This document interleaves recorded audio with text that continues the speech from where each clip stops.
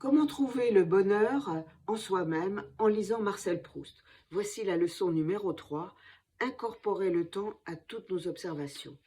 Et l'extrait que je vais vous lire, qui est dans Combray et qui est dans mon livre Proust pour tous, page 18, montre bien ce que voit dans une poignée de tilleuls le jeune narrateur.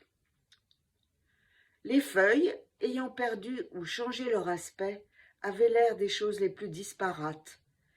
D'une aile transparente de mouche, de l'envers blanc d'une étiquette, d'un pétale de rose, mais qui eussent été empilés, concassés ou tressés comme dans la confection d'un nid.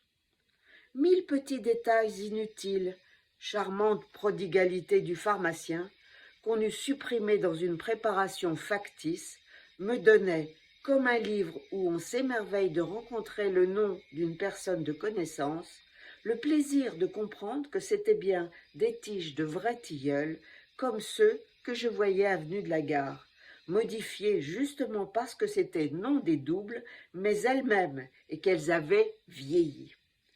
Et chaque caractère nouveau n'y étant que la métamorphose d'un caractère ancien, dans de petites boules grises, je reconnaissais les boutons verts qui ne sont pas venus à terme, mais surtout l'éclat rose, lunaire et doux, qui faisait se détacher les fleurs dans la forêt fragile des tiges où elles étaient suspendues comme de petites roses d'or. Signe, comme la lueur qui révèle encore sur une muraille la place d'une fresque effacée, de la différence entre les parties de l'arbre qui avaient été en couleur et celles qui ne l'avaient pas été, me montrait que ces pétales étaient bien ceux qui, avant de fleurir le sac de pharmacie, avaient embaumé les soirs de printemps.